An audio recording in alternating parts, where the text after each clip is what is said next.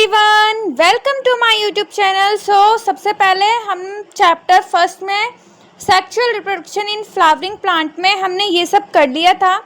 आज हम करने जा रहे हैं माइक्रोस्पोरोजेनेसिस। ठीक है, कि माइक्रोस्पोरोजेनेसिस क्या होता है। ठीक है, तो चलिए स्टार्ट करते हैं। माइक्रोस्पोरोजेनेसिस क्या होता है। देखिए, माइक्रोस्पोरो का मतलब होता है हमारा पॉलन ग्रेन। ठीक है, क्या होता है हमारा पॉलन ग्रेन। और जेनेसिस का मतलब होता है हमारा डेवलपमेंट। जहां भी हमें जेनेसिस वर्ड दिखाई दे तो इसका मतलब क्या है, डेवलपमेंट। ठीक है, यानी कि इसका क्या मीन्स है, फॉर्मेशन ऑफ पॉलन ग्रेन। ठीक है, कि पॉलन ग्रेन का फॉर्मेशन कैसे होता है वो देखेंगे। तो चलिए स्टार्ट करते हैं।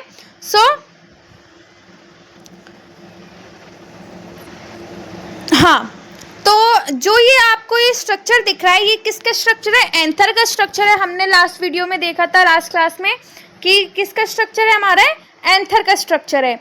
एंथर की जो वॉल होती है इनको क्या बोलते हैं, इनको थीका बोलते हैं ना। ठीक है, इनको क्या बोलते हैं, थीका बोलते हैं। थीका के अंदर हमारे क्या होते हैं, माइक्रोस्पोरेंजियम होते हैं, है ना। और माइक्रोस्पोरेंजियम के अंदर क्या होते हैं, हमारे पॉलन ग्रेन्स होते हैं, है ना।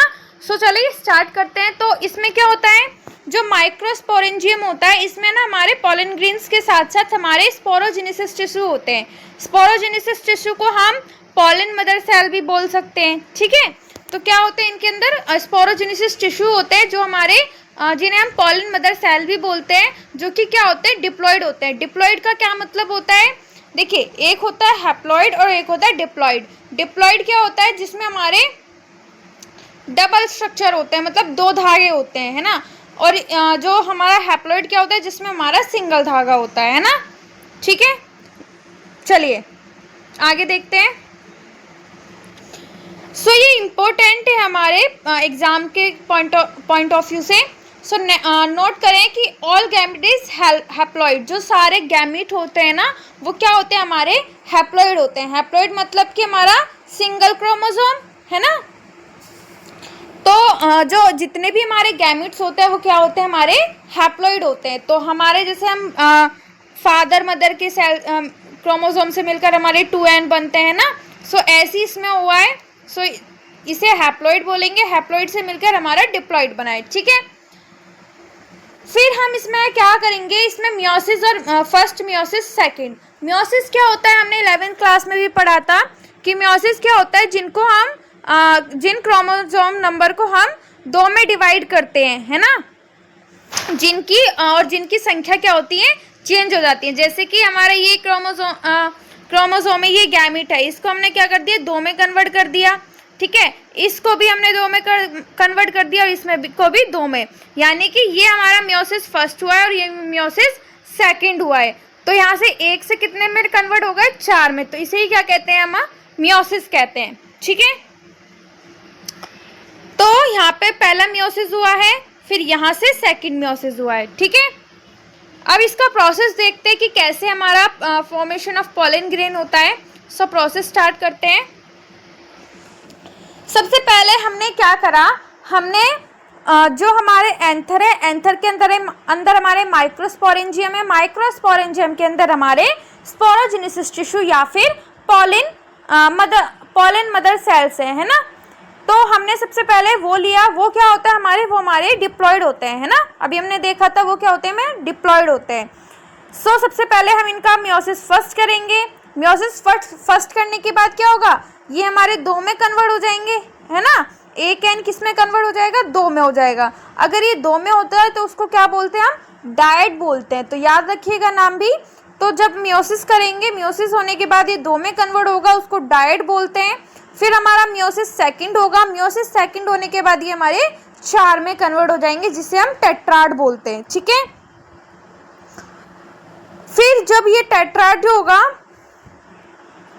टेट्राड जो होता है वो हमारे फिर अलग अलग हो जाएंगे। अलग अलग कैसे हो जाएंगे, इनका क्या होगा, डिहाइड्रेशन होगा। डिहाइड्रेशन का क्या मतलब होता है, डिहाइड्रेशन का मतलब होता है H2 का रिमूवर, यानी कि वाटर का रिमूवर। जैसे मान लीजिए कोई गोंद है ना, अगर हम उसको खुला छोड़ देते हैं, बिखेर देते हैं, अगर छोड़ देते हैं तो वो कुछ टाइम बाद क्या होता है, हमारी सूख जाती है ना। और फिर जब देखते हैं, टच करते हैं, तो उसमें चिपचिपाहट नहीं रहती है, वो अब चिपकाने लायक नहीं रहती है। तो ऐसी ये है, क्योंकि इसमें वाटर हमारा क्या होगा, सूख गया है, तो ये अब जुड़े नहीं रहेंगे, ये क्या हो जाएंगे, अलग हो जाएंगे। इनकी स्टिकनेस जो हो जाएगी वो डिस्पेयर हो जाएगी। ठीक है, सो यहाँ पे टूट जाएंगे, ये अलग अलग हो जाएंगे। तो जब ये अलग अलग हो जाएंगे, पहले हमने बताया था कि क्या होते हैं, हमने नेक्स्ट क्लास में, मतलब पिछली क्लास में अभी हमने देखा था कि हमने कैलेस एंजाइम पढ़ा था, है ना। तो कैलेस एंजाइम क्या करता है, कैलेस एंजाइम इन सबको क्या करता है, जोड़ के रखता है ना। वो क्या होता है, स्टिकी मटेरियल होता है, हमने पिछली क्लास में पढ़ा था। तो ये हमारे क्या होता है, ये हमारे इनको जोड़ के रखता है। ठीक है, और फिर क्या होता है, वाटर का डिहाइड्रेशन हो जाता है कैलेस एंजाइम में, तो ये हमारा स्टिकीनेस हो जाते हैं। ठीक है, ओके। फिर जब ये अलग अलग हो जाएंगे, तो यहाँ पे क्या होगा, 4 माइक्रोस्पोर गैस कैरेटेड। ठीक है, यहाँ पे हम जो हमारे चारों हैं वो हमारे एक ही हैं, तो हम क्या करेंगे, सिर्फ इनमें से एक लेंगे, जो एक के साथ होगा वो ही इन चारों के साथ होगा। ठीक है, तो हमने यहाँ पे एक पॉलिन मदर सेल ले लिया। ठीक है, इस पॉलिन मदर सेल में हमने क्या करा, ये क्या है, 1 माइक्रोस्पोर है ना, इसका हमने माइटोसिस किया। अब हमने पहले क्या किया था, पहले हमने किया था मियोसिस, अब हमने क्या किया, माइटोसिस। अब हमने 11th क्लास में पढ़ा था मियोसिस माइटोसिस, कि माइटोसिस में क्या होता है, इसमें हमारे क्रोमोसोम नंबर डिवीजन होने के बाद भी सेम रहते हैं। ठीक है, और उसमें क्या होते हैं, चेंज हो जाते हैं। तो यहाँ पे क्या हुआ, इसका माइटोसिस हुआ। माइटोसिस होने के बाद ये क्या हो जाएगा, हमारे 2 में कन्वर्ट हो जाएगा। ठीक है, जब ये 2 में कन्वर्ट हो जाएगा, तो हमारे यहाँ पे 2 में कन्वर्ट हो जाएगा, तो यहाँ पे क्या हो जाएगा, ये हमारी जर्नेटिव हो जाएगा, ये हमारी वेजिटेटिव, सॉरी, ये हमारा जर्नेटिव हो जाएगा, ये हमारा वेजिटेटिव हो जाएगा। देखिए, अगर आपको माइटोसिस मियोसिस अगर क्रिएट नहीं हुआ है, तो इसकी मैं सेपरेट वीडियो अलग से बना दूंगी, लेकिन अभी हम कंटिन्यू करते हैं। ठीक है, सो फिर क्या होगा, यहाँ पे क्या होगा, वैक्यूला फॉर्मेशन हो जाएगा, वैक्यूला फॉर्मेशन स्टार्ट हो जाएगा। जब वैक्यूला फॉर्मेशन हो जाएगा ना, तो इसके आसपास क्या हो जाएंगे, इकट्ठे, इसके आसपास हमारे स्पोरोपोलिनिन इकट्ठे हो जाएंगे। जब स्पोरोपोलिनिन इकट्ठे होंगे, तो यहाँ पे डाइकैरियोटिन सॉल्ट होगा। जब डाइकैरियोटिन सॉल्ट होगा, तो यहाँ पे क्या हो जाएगा, हमारा पोलन ग्रेन स्ट्रक्चर बन जाएगा पूरी तरीके से। जैसे कि यहाँ पे क्या बन जाएगा, एक्साइन लेयर हो जाएगी, यहाँ पे क्या होगा, इंटाइन लेयर हो जाएगी। ये हमारा जर्नेटिव पार्ट है, ये हमारा वेजिटेटिव पार्ट है। तो ये पूरा क्या बन गया, हमारा पोलन ग्रेन बन गया। ओके, सो पोलन ग्रेन खत्म होने के बाद अब हम इसकी क्या देखते हैं, कैलकुलेशन देखते हैं, यानी कि हमारा माइक्रोस्पोरोजेनेसिस खत्म हुआ। अब हम इसके कैलकुलेशन देखते हैं। कैलकुलेशन भी हमारे एग्जाम में आती है कि मान लीजिए ये क्या है हमारे पास, ये हमारे पास क्या है, स्टेमेन ही तो है ये हमारे पास। अच्छा बताओ, मैंने पिछली क्लास में बताया था कि हमारा गैमेटोफाइट और गैमेट क्या होते हैं। तो क्या होते हैं, जिसको भी पता है वो कमेंट करे। ओके, चलिए, सो एक माइक्रोस्पोरेंजियम में 100 पॉलन ग्रेन्स हैं, तो एक लोब में कितने होंगे, तो एक माइक्रोस्पोरेंजियम में 100 पॉलन ग्रेन्स हैं, तो एक लोब में, यानी कि देखिए इस तरह से होता है, ये हमारा एक लोब हो जाएगा। ये क्या हमारे माइक्रोस्पोरेंजियम है। ठीक है, तो एक लोब में कितने हैं, 2 माइक्रोस्पोरेंजियम है, और एक में क्या है, 100 है, तो 2 में क्या होंगे, मल्टीप्लाई कर दो इससे, तो कितने हो जाएंगे, 200 पॉलन ग्रेन्स हो जाएंगे। ठीक है, जैसे कि कैलकुलेशन में दिख ही रहा है। फिर आता है, फिर क्वेश्चन पूछे जाते हैं कि पूरे एंथर में कितने होंगे। अब एक में हमारे 2 हैं, तो पूरे एंथर में कितने हमारे 4 हैं, तो हम इसको 4 से मल्टीप्लाई कर देंगे, तो कितने हो जाएंगे, 400 पॉलन ग्रेन हो जाएंगे। ऐसी नेक्स्ट क्वेश्चन देखते हैं कि एक माइक्रोस्पोरेंजियम में 100 पोलन मदर सेल हैं।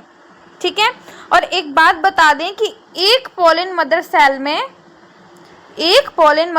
में 4 पोलन ग्रेन होते हैं। अभी हमने ऊपर देखा था, है ना, 4 पोलन ग्रेन्स होते हैं, है ना। तो इन्होंने पूछा है 100 पोलन मदर सेल में कितने होंगे, तो कितने होंगे। सबसे पहले तो ये 400 हो जाएंगे, ठीक है, क्योंकि एक में कितने होते हैं 4, तो 4 से मल्टीप्लाई कर देंगे 100 की, तो 400 हो जाएंगे, ठीक है। क्या 400 क्या हो जाएंगे, पोलन ग्रेन्स हो जाएंगे। अब एक लोब में कितने वो होंगे लोब, तो देखिए एक लोब में कितने होते हैं 2, तो इसे 2 से मल्टीप्लाई कर दो तो कितना आ जाएगा 8000। ऐसे एंथर का है, पूरे एंथर कितने होते हैं 4 होते हैं पूरे एंथर में, तो ये कितने किससे मल्टीप्लाई कर देंगे हम 4 से, तो 1600 आ जाएगा।